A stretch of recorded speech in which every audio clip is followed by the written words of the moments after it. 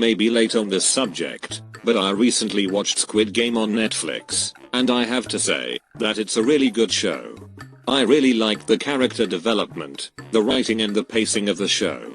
It is currently the biggest show on Netflix, and, as you can see, the money is shown on the screen. There are so many good characters, but my favorite is the player 001, aka the old man. I loved to see how he cared about the main character and his team, and his positivity in these games is the best part. He cares about every player, and in his death in the third game, I almost cried. And speaking about tears, this show is very emotional. There are many deaths in this show that really made an impact on me, like Kang Si-bayak, Ji-yeon, the old man, Sang-woo, Ali, and the main protagonist's mother, whose death was really sad. There are some characters like Han Min-hye and Zhang that are annoying, but not hatefully annoying, and I was neither happy or sad when they died on the 5th game. Overall, this show is awesome, a bit overhyped, but still awesome, but it's not perfect. What? There are 3 scenes that made me consider that this show is not super good. Spoiler warning. If you haven't watched the Squid Game, then please go watch it and then watch this review, before I ruin your expectations. Okay? Very good. Here are the 3 points that I don't like about Squid Game. You will not believe the dream I had. There was planes and monsters and capitalism. The VIPs suck. The VIPs are basically American stereotypes in stupid looking masks. It shows that the Americans are perverted, greedy, and stupid, which, for the most part, is absolutely not true. I mean, what the fuck? Those masks look awful. Who were the designers of these masks? The Chinese slaves? And all that 69 stuff was really painful to watch, until that police officer stood up and showed them that they are in danger. I just wanted for all of the VIPs to die as fast as possible, or they should be put in the 5th stage, where the last contestants were scared of their lives. And what happened to them at the end? Absolutely nothing. They just ran away, and probably they will return in the 2nd season. I really hated them, and as I have completed this short segment, I don't want to talk about them anymore in the future. This may be out of context, but this clip can be used in making shitpost videos.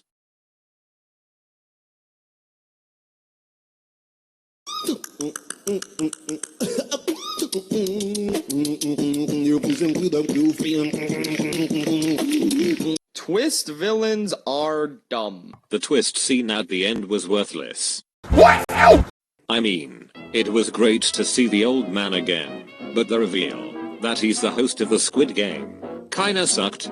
If they could have cutted this scene out, the show would remain the same. But I don't understand why after the old man's death, Ji-hun started using his money for good use, instead after his mother's death. I can smell a plot hole right there. This scene is the worst scene in the Squid Game, which is also in the worst episode of the Squid Game. What a twist! But it's tied on the IMDb with the 2nd episode, but honestly, 2nd episode is a bit better. It just tells many shockingly dark stories of the other contestants' lives, without stupid twists or any interruptions, so I see this as an absolute win. Anyway, even if I don't like this twist, which was actually unexpected for me, I still like the old man's character as I did before.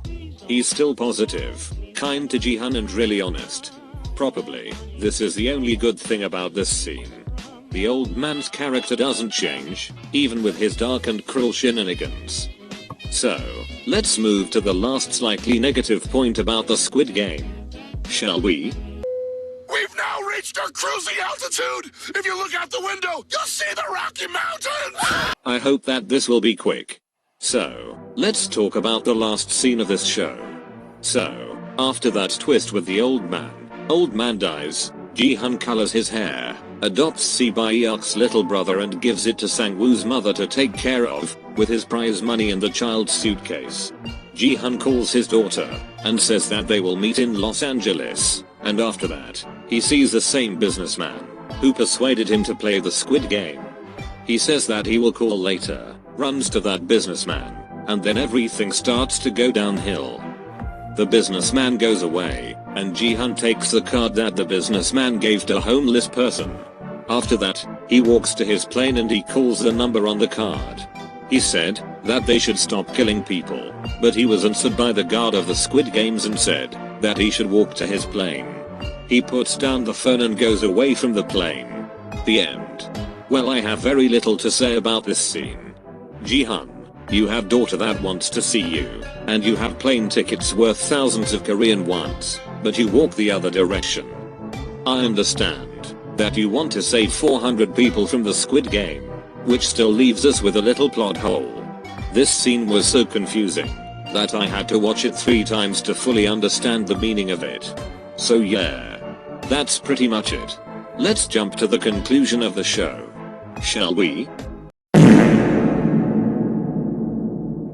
As you can see, this show is not as good as the HBO's Chernobyl. That doesn't mean it's bad. Does it mean it's bad? It still shows how much money, care, and resources were put in this show. And as we can see, this show is a cultural icon. In a good way, and in a very bad way.